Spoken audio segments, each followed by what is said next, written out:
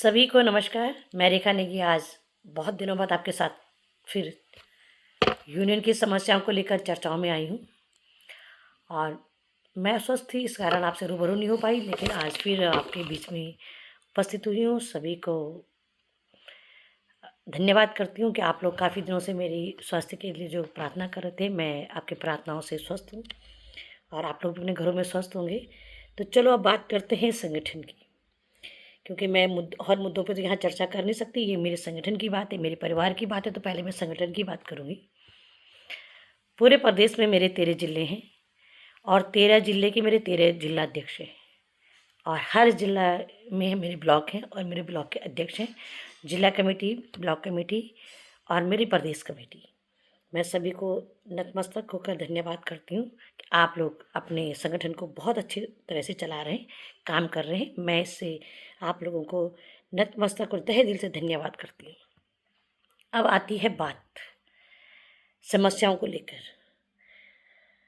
और जितने phone calls आ रहे हैं, जितनी चीज़ें आ रही हैं, उनको देखते हुए लगता है कि शायद समस्या का पहाड़ तो आंगनबाड़ियों पे ही टूटा हुआ है।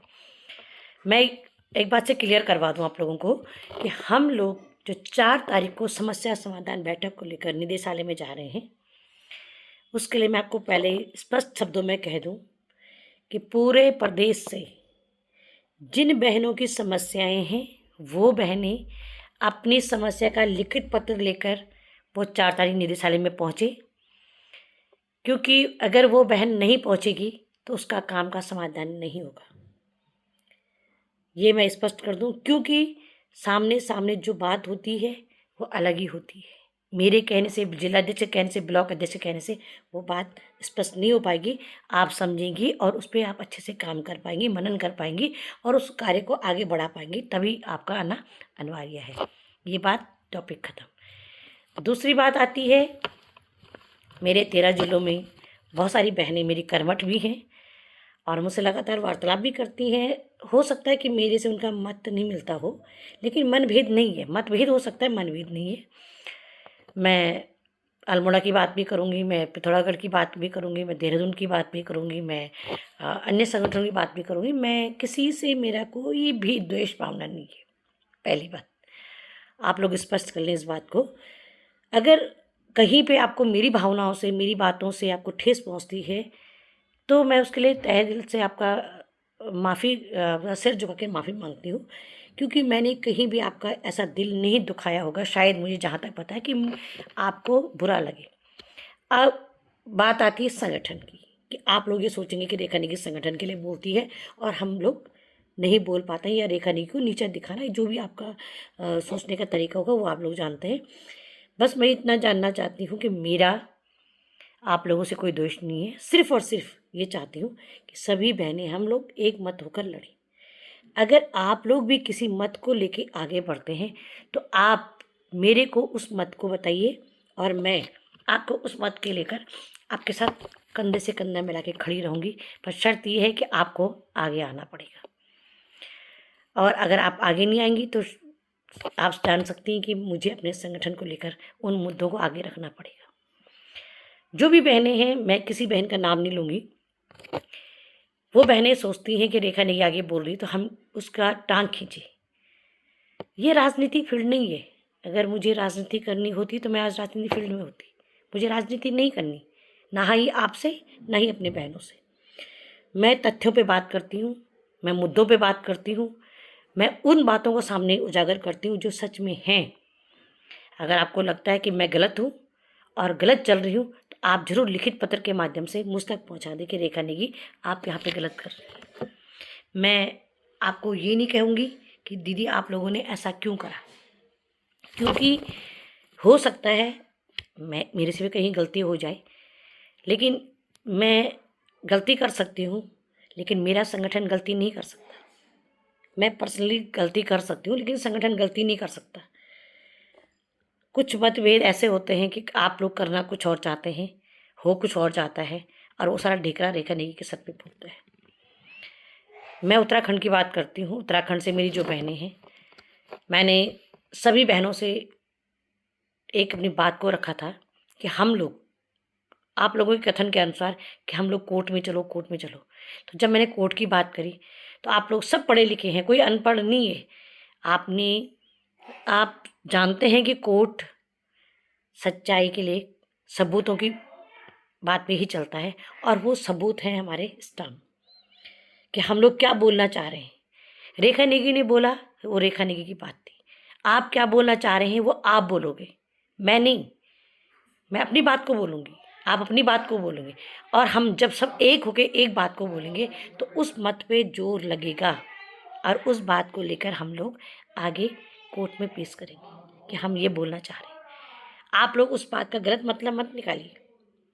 कई लोगों ने बहुत सारे आरोप मेरे पे लगा दिए हैं, मुझे उनसे भी दोस्त नहीं है। आप लोग एक मैं कर रही हूँ तो आप मुझसे पूछिए, अगर आप मुझसे बेहतर आप लोग कर सकते हैं तो आप लोग आगे आइए, मैं आपके साथ खड़ी होंगी। मैं सबको कह रही हूँ, मैं होंगी आपके साथ खड़ी। लेकिन जो लोग मेरे पे विश्वास करते हैं, मैं उनका विश्वास डगमगाने नहीं दूंगी, ये मैं आपको कहना चाहूँगी। हम लोग आज 4 तारीख की तैयारी कर रहे हैं। मुझे अन्य संगठनों से भी फ़ोन आए कि दीदी हम लोग आना चाह रहे हैं। मैंने कहा आइए, मोस्ट वेलकम। मैं नाम नहीं बताऊँगी, आइए। मैंने सच में ये बोला है कि वो उन्हीं लोगों की समस्याएं सुनी जाएंगी जो हमारे संगठन में होंगे, क्योंकि कई बार ऐसा हुआ है कार्यक्रम मैंने करवाया, उस पर फोटो सेशन के लिए कोई और लोग आ गए, और उसके बाद घर जाके ये बड़े बड़े वादे करे कि भाई हम लोग हैं, हमने कराए। इसलिए मैंने ये बात बोली, बाकी मेरे बोलने का कोई तात्पर्य नहीं था कि मैं आपको बोलूँ आप बताओ। आप मेरी बहन हैं, मैं आप लोगों के लिए लड़ रही हूँ, मैं अपने लिए लड़ रही हूँ। मुझे 2 पैसे मिलेंगे तब जाके मेरा परिवार चलेगा, इसलिए मैं लड़ रही हूँ। इसलिए मैं किसी पे दोष नहीं दे रही हूँ। हमारी कुछ बहनें राष्ट्रीय लेवल तक पहुँच गई हैं, बड़ी खुशी होती है मुझे। उत्तराखंड से कुछ बहनें राष्ट्रीय लेवल तक गई। जब कोई राष्ट्रीय लेवल तक जाता है, आप सोच सकते हैं कि उसकी ताकत, हमारे उत्तराखंड की ताकत बढ़ेगी, और हम लोग उस ताकत को लेकर 4 गुने स्तर से सरकार पे अपनी बात को मनवाने की ताकत रखते हैं। लेकिन बात कहाँ रह जाती है बहनों, हम सब छिन भिन हो गए, हम एक दूसरे की टांग खींचने में लग गए। मैं उन बहनों से भी बोलना चाहती हूँ जो बड़े बड़े पदों पे चली गई हैं, आप उत्तराखंड की बात को लेकर आगे चलिए।